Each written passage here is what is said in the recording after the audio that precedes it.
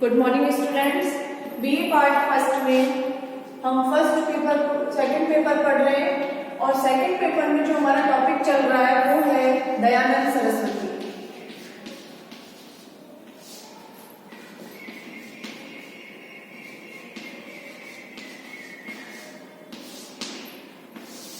भारतीय राजनीतिक विचारक हैं दयानंद सरस्वती।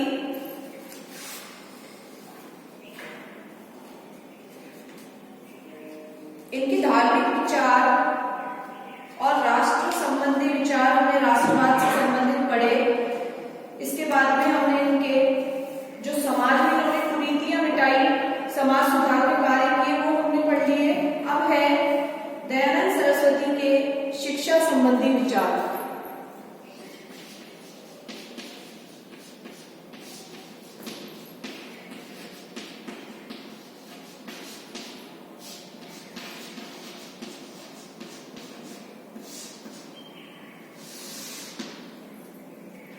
शिक्षा संबंधी विचार।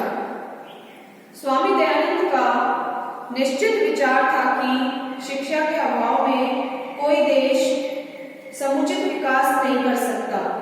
अतः शिक्षा के क्षेत्र में उन्होंने जितनी व्यवहारिक रुचि ली उतनी बहुत कम समाज सुधारकों ने ली है।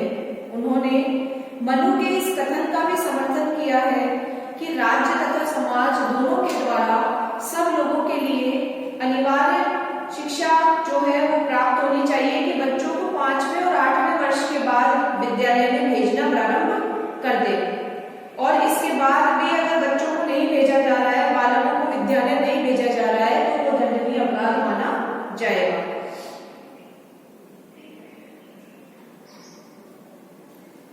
इसमें दयानंद सरस्वती का विचार था शिक्षा के अभाव में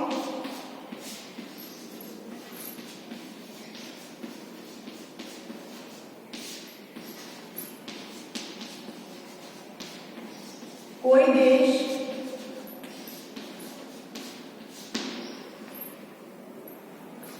विकास नहीं कर सकता।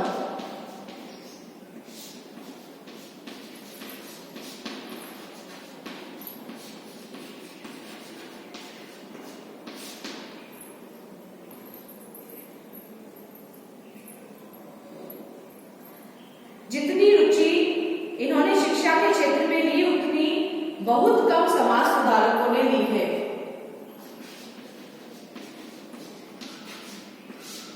जितनी रुचि दयानंद ने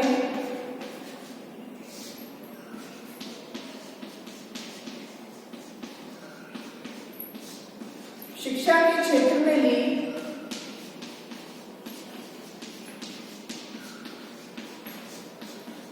उतनी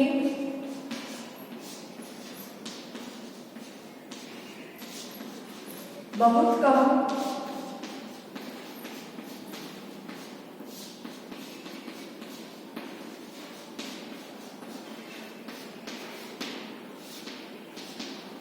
समाज सुधारकों ने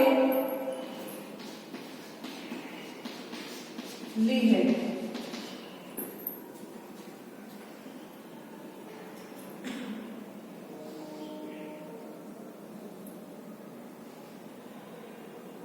दयानंद ने शिक्षा को व्यापक अर्थ में लिया है।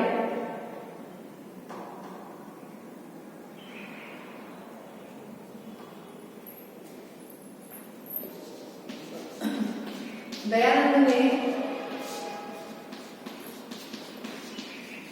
शिक्षा को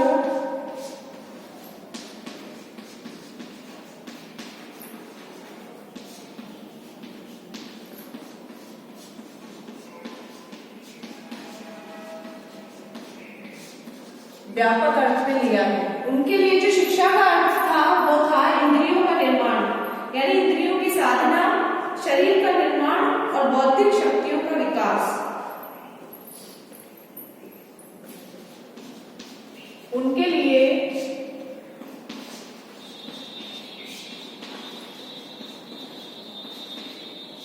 शिक्षा का अर्थ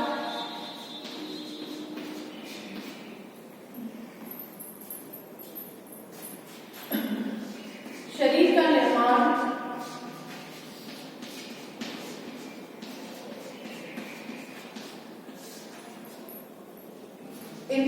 साधना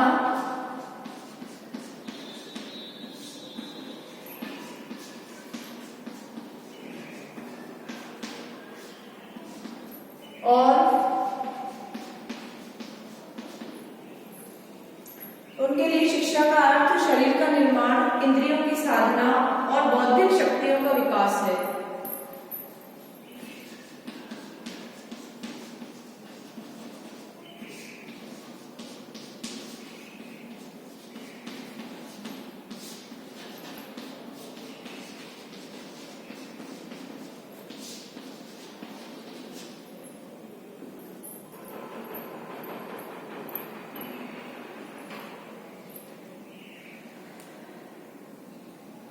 ब्रह्मचर्य पालन को भी उन्होंने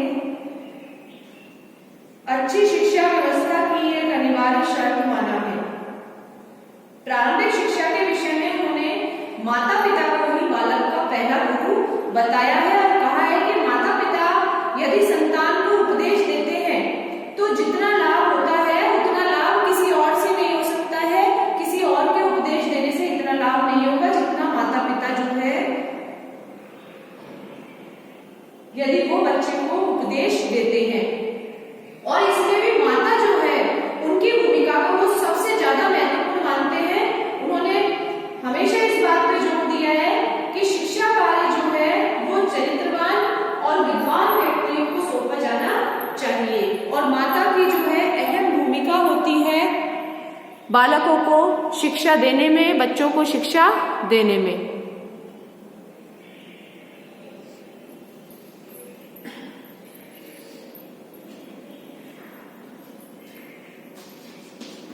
माता पिता की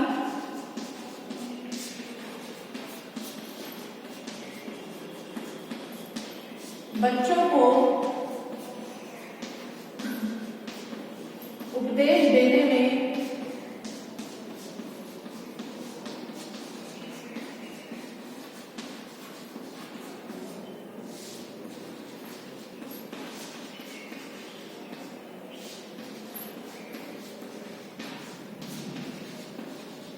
महत्वपूर्ण भूमिका होती है।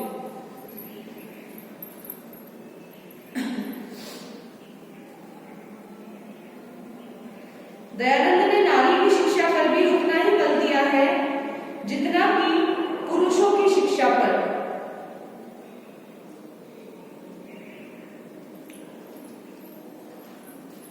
दयानंद ने नारी शिक्षा पर भी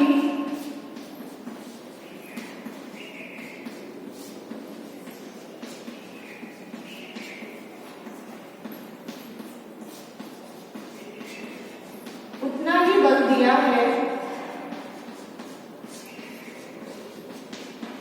जितना नारी शिक्षा पर उतना बल दिया है जितना पुरुषों की शिक्षा पर।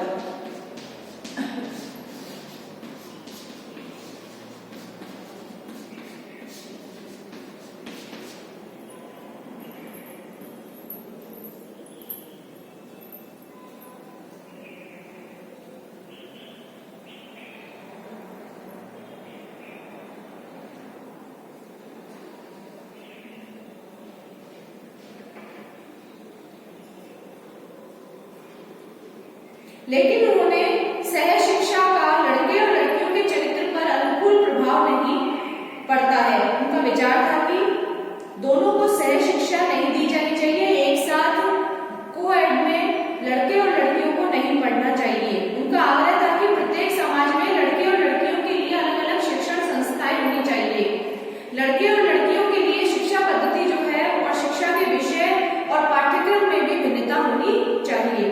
तो दयानंद सरस्वती ने जिस शिक्षा पद्धति को अपनाने पर बल दिया वो पूर्ण रूप से राष्ट्रीय हो, जो ऐसे नागरिक उत्पन्न करे जिनमें समाज के प्रति कर्तव्य परायणता और उत्तरदायित्व की भावना विद्यमान हो। उन्होंने ऐसी शिक्षा पद्धति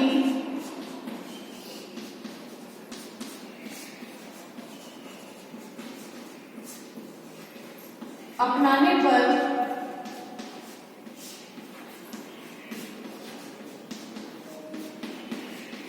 बल दिया है जो पूर्ण रूप से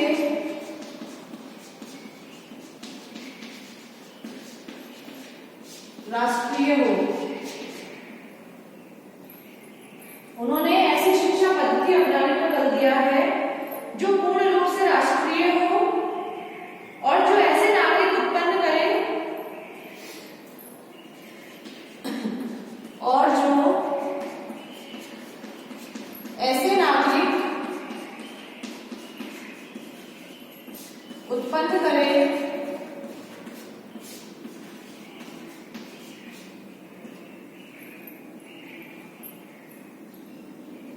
जिनमें समाज के प्रति कर्तव्य परायणता, जिनमें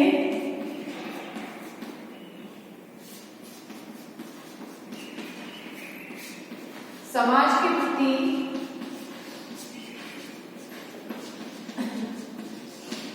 कर्तव्य परायणता,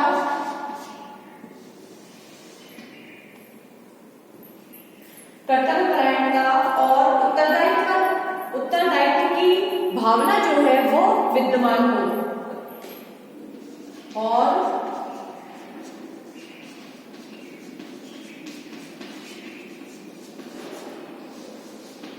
उत्तरदायित्व की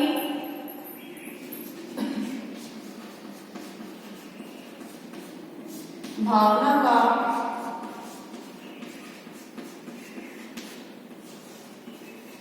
निर्माण हो।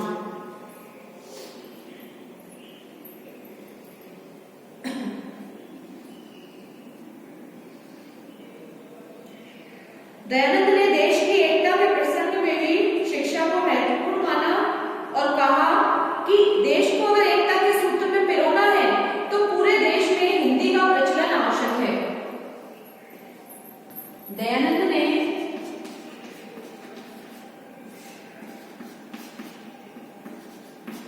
देश की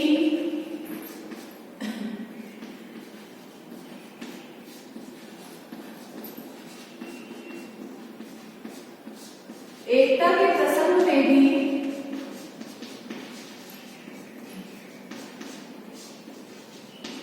शिक्षा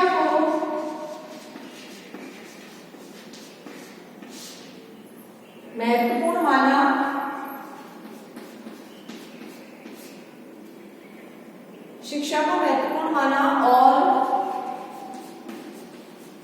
कहा कि यदि देश को एकता के सूत्र में पिरोना है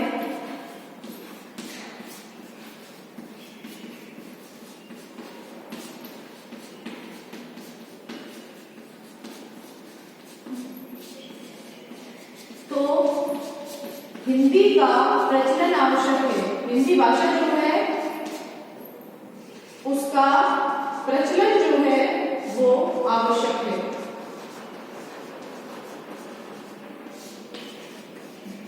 नोट कर लीजिए आप इसे। शिक्षा संबंधी विचार है स्वामी दयानंद सरस्वती के, बहुत ही महत्वपूर्ण विचार है इनके।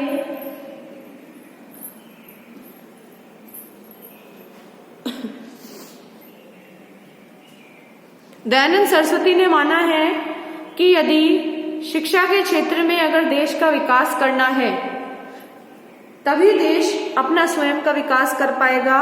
और उन्होंने जितनी रुचि ली है शिक्षा के क्षेत्र में उतनी किसी भी समाज सुधारक ने नहीं ली है, किसी भी विचारक ने नहीं ली है भारत में।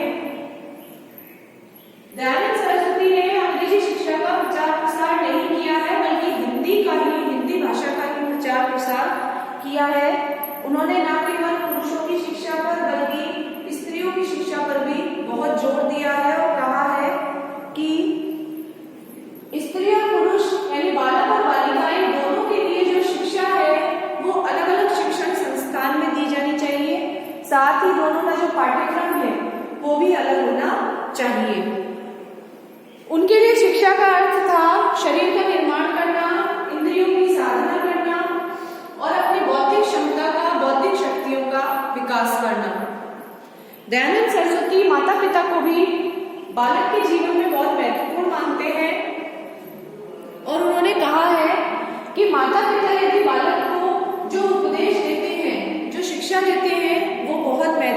दी है उसके जीवन काल में, और उन्होंने माता को प्रथम गुरु माना है बालक का, और माता का महत्वपूर्ण स्थान है बालक के जीवन में। उन्होंने ऐसी शिक्षा पद्धति अपनाने पर बल दिया है जो पूर्ण रूप से राष्ट्रीय हो और ऐसे नागरिक उत्पन्न करे जिसमें समाज के प्रति कर्तव्य परायणता और उत्तरदायित्व की भावना का निर्माण हो, तभी जो है देश जो है वो एक रह सकता है। नोट कर लीजिए आप इसे।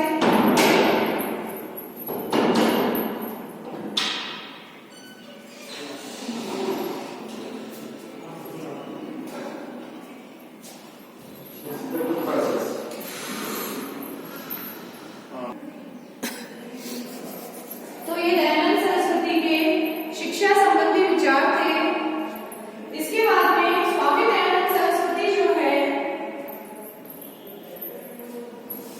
उनकी भारतीय राजनीति को क्या देन है।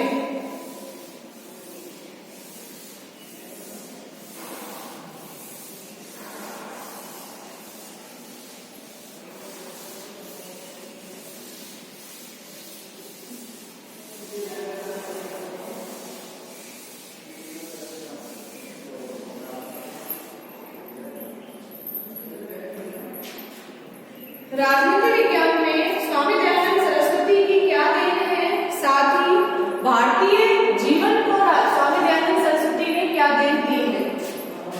तो इनकी दयानंद सरस्वती की देन,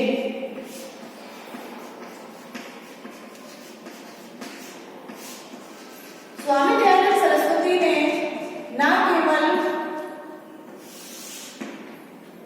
समाज के क्षेत्र में, समाज सुधार के क्षेत्र में, न केवल भारतीय राष्ट्रीय आंदोलन में देशभक्ति की भावना जगाई, साथ ही शिक्षा के क्षेत्र में, धार्मिक क्षेत्र में भी उन्होंने सुधार किए। स्वामी दयानंद सरस्वती का जो हमने धार्मिक चिंतन पढ़ा था, तब मैंने आपको बताया था कि उसमें उन्होंने धर्म के अंदर जो आडंबर, जो मूर्ति पूजा है, उसके बारे में बताया है। साथ ही उनके मन में जो अंधविश्वास है लोगों के मन में मूर्ति पूजा को लेकर, उसका भी उन्होंने खंडन किया है। तो स्वामी दयानंद सरस्वती ने जो देन दी है हिंदू समाज को, उसमें सबसे पहला है कि हिंदुत्व को पुनर्जीवित किया है।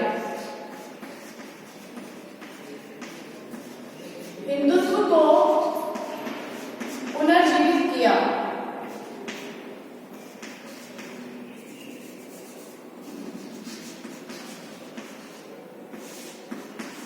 क्योंकि हिंदू समाज के ऊपर जो ईसाई धर्म और इस्लाम धर्म का जो कठोर प्रहार हो रहा था, कि हिंदू धर्म के अंदर जो बुराइयां थी, इस कारण जो हिंदू समाज के लोग थे वो हिंदू धर्म को बहुत ही हीन समझ रहे थे और अपने आप को भी हीन समझ रहे थे, और हिंदू धर्म का एक बहुत बड़ा जो वर्ग है वो ईसाई धर्म से जाकर जुड़ रहा था। तो स्वामी दयानंद सरस्वती ने इसका विरोध किया और अपने धर्म के अंदर सुधार किया, हिंदू धर्म के अंदर पुनर्जागरण लाया और उसका पुनरुद्धार किया, और उसके बाद में ईसाई धर्म के अंदर जो कमियां थी, अन्य धर्मों के अंदर जो कमियां थी, उन कमियों को उजागर किया। तो बहुत ही महत्वपूर्ण काम किया था स्वामी दयानंद सरस्वती ने हिंदू समाज में। दयानंद के समय में हिंदू समाज नैतिक कायरता, बौद्धिक पतन और सामाजिक अधोगति से पीड़ित था। हिंदू समाज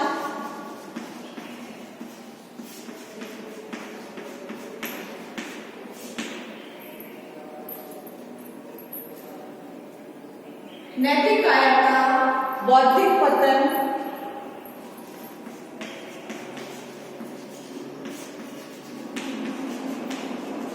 नैतिक कायरता, बौद्धिक पतन और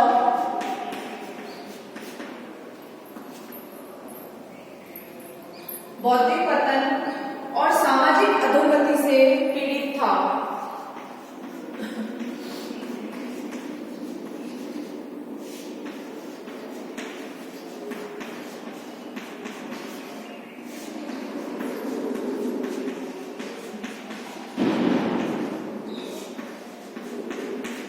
सामाजिक अधोगति से पीड़ित था।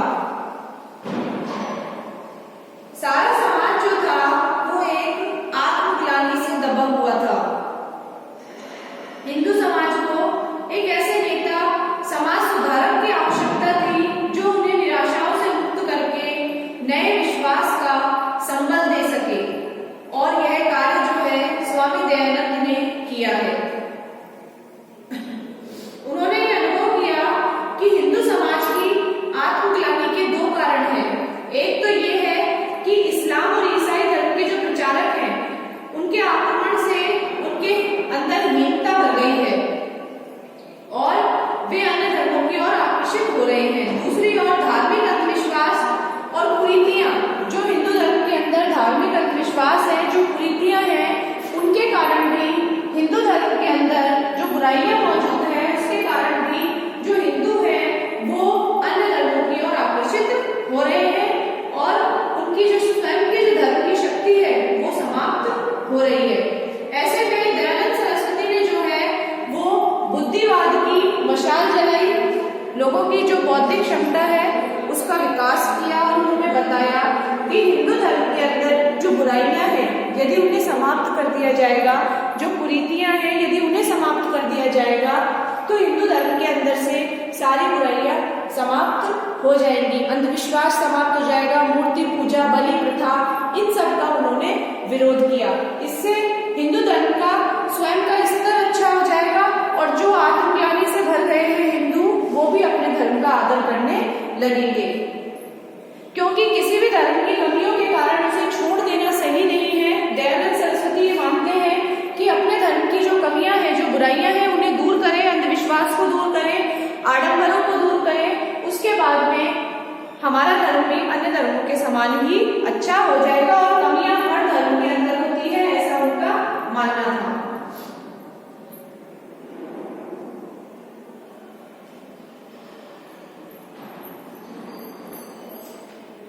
इस्लाम है,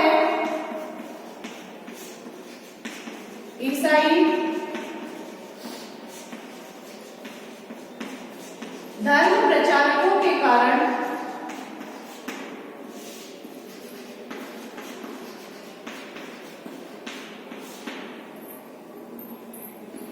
हिंदू समाज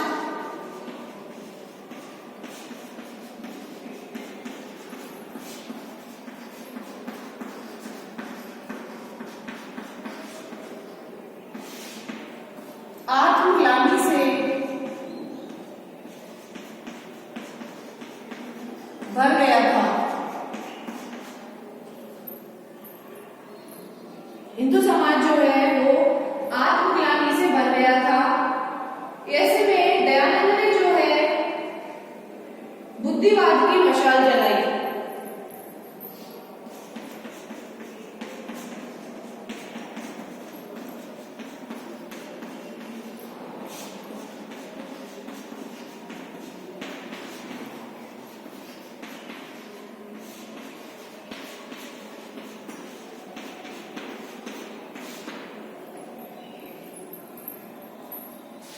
बुद्धिवाद की मशाल जलाई, मूर्ति पूजा और अंधविश्वासों को, पुरोहितवाद, धार्मिक वितांडवाद,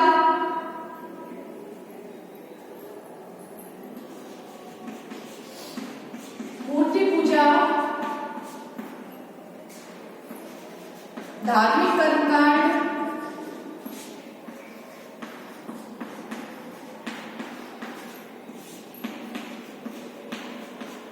पुरोहितवाद,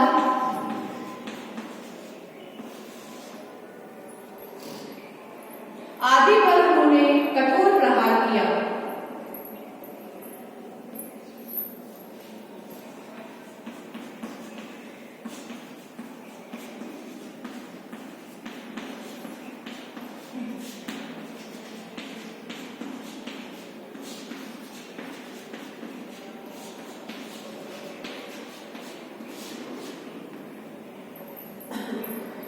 आदि पर उन्होंने कठोर प्रहार किया।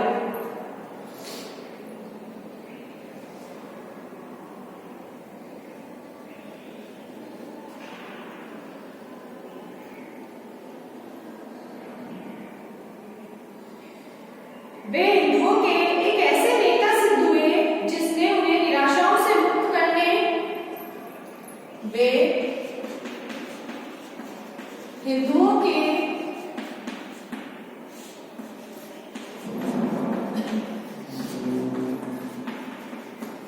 एक ऐसे नेता हुए जिन्होंने उन्हें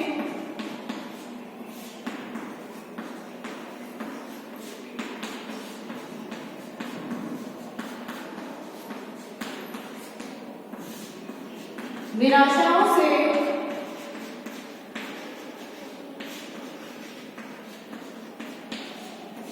मुक्त करने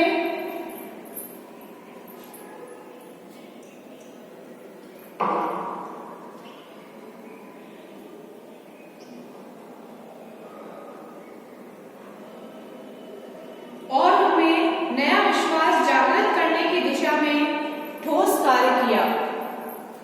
निराशाओं से मुक्त करने और उनमें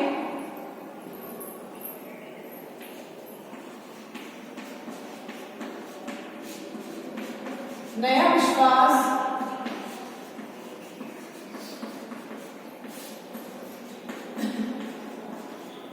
जागृत करने की दिशा में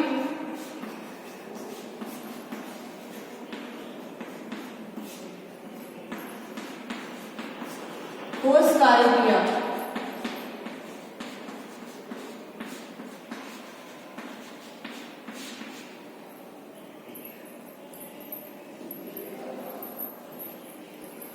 तो इस तरह से दयानंद सरस्वती ने जो है वो हिंदू धर्म को पुनर्जीवित किया और उन्हें निराशाओं से मुक्त किया हिंदुओं को,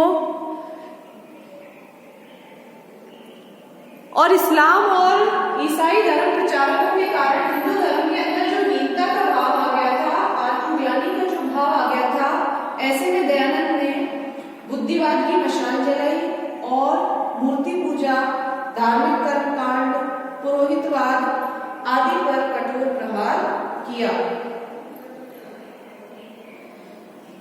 उनकी मृत्यु पर थियोसोफिस्ट अखबार में ये लिखा था, उनकी मृत्यु पर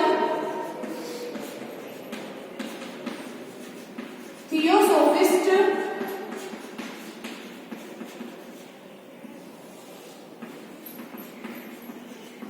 अखबार में यह लिखा था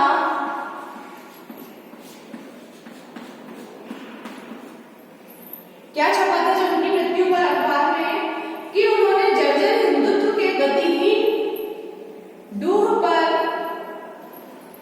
उन्होंने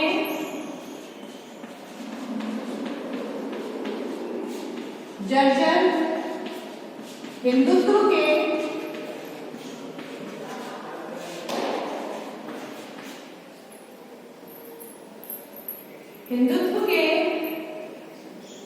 गतिहीन डूह पर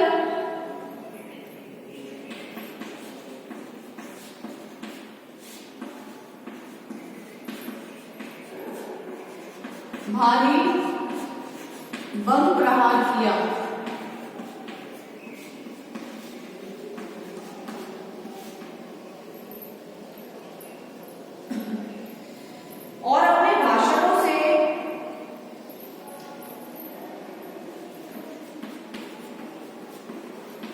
और अपने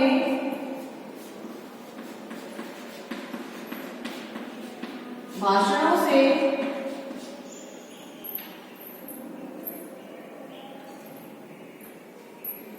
लोगों के हृदयों में, भाषणों से लोगों के हृदयों में ऋषियों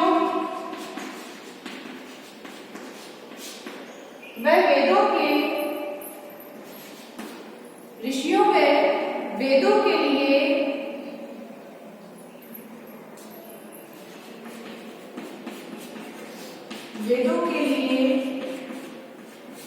अपरिमित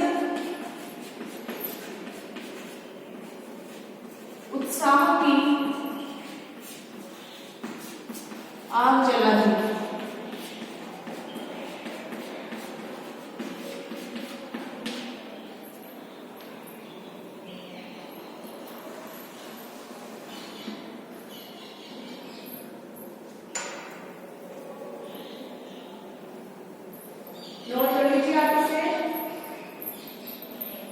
इस तरह से स्वामी दयानंद सरस्वती ने हिंदू धर्म के अंदर जो बुराइयां थी उनसे उसे मुक्त किया और जो अन्य धर्मों के द्वारा हिंदू धर्म की कमियों को उजागर किया जा रहा था, प्रचार प्रसार किया जाता हिंदू धर्म के खिलाफ,